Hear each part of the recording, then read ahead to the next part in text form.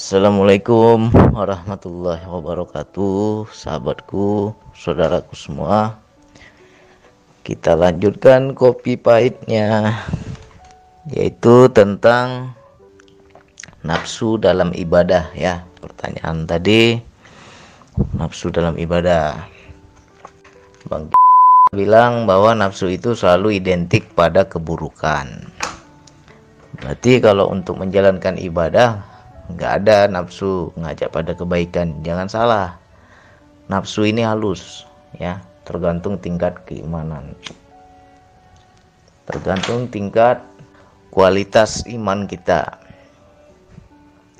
Kalau orang nggak beriman, nafsu itu selalu ngajak yang buruk-buruk. Ayo judi, ayo merampok, ayo berzina, ayo minum, segala macam. Itu orang nggak beriman. Lantas bagaimana dengan orang yang beriman?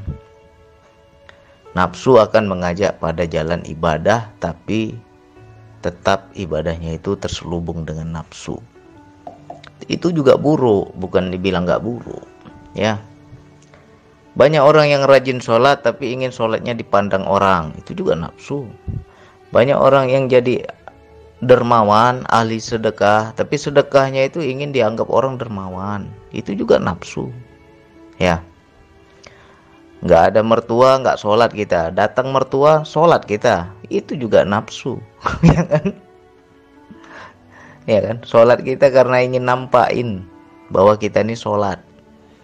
Nggak enak ada mertua datang nggak sholat, aku nggak enak, itu juga nafsu. Apakah itu nggak baik? Kan baik bang, ngajaknya suruh sholat bang, iya, tapi bukan karena Allah. Itulah salah satu contoh nafsu dalam beribadah ya.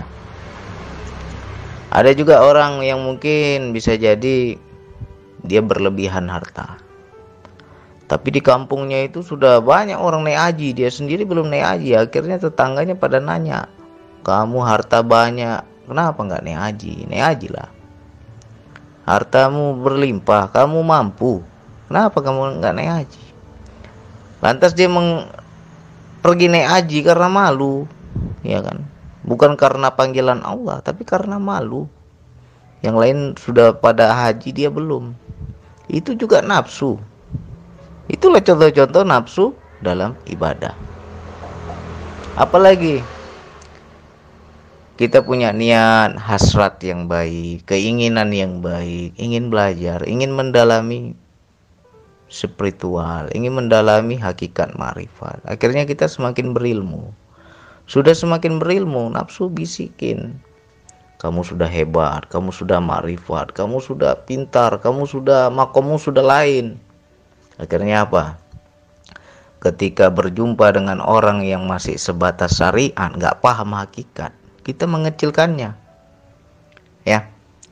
Belum sampai, levelmu belum sampai, makommu beda sama makomku. Ya kan? Hati kita ngomong seperti itu. Itu juga nafsu. Jadi yang dia pelajari selama ini, yang dia kuasai selama ini, yang dia ngaji selama ini, memperturutkan nafsu ya, bukan karena Allah itu. Jadi ini yang harus kita kupas haluslah. Misalnya kita sudah tahap pada posisi yakin, keyakinan kita udah mantap. Kenapa? Karena kita sudah sering membuktikan wilayah yakin. Nah, ketika kita melihat orang lain belum bisa seperti kita, kenapa sih kamu tuh kok nggak bisa yakin? Aku yakin jadi, kau yakin kok nggak jadi? Berarti imanmu itu masih iman tempe ya kan? Nggak yakin. Nah, di situ kita ada mengecilkan, memandang hina, memandang rendah. Di mana letak imanmu? Di mana letak yakinmu? Nah, di situ kita sementang-mentang makom kita ini udah tinggi, kita kecilkan orang. Ya. Jadi disitulah ngeri wilayah nafsu ini. Kalau orang nggak beriman, dia yang buruk-buruk diajak. Tapi kalau yang sudah mulai kenal Allah, sudah mulai kaji diri, sudah mulai memiliki ilmu,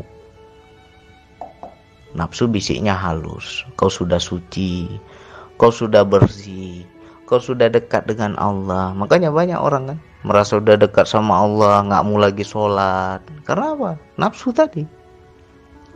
Ya, jadi jangan dibilang nafsu dalam ibadah itu nggak ada. Banyak. Tetap kita harus waspada. Yang namanya masih hidup tuh masih ada nafsu. Kapan bang nggak ada nafsu? Tunggu mati. Tunggu mati baru nggak ada nafsu. Jadi kalau orang masih hidup masih ada nafsu. Jadi ngeri juga ya bang kalau orang yang sudah paham, orang yang sudah berilmu, orang yang sudah ngerti, ya sesuai lah dengan keimanan. Kalau imannya tinggi nggak mungkin setannya kopral, pasti setannya jenderal, sesuai dengan iman. Nah, setannya yang jenderal ini dia nggak mainnya halus, nggak main dia main aja, ayo buruk, nggak ada diajak keburukan, yang diajak yang baik-baik terus, baik.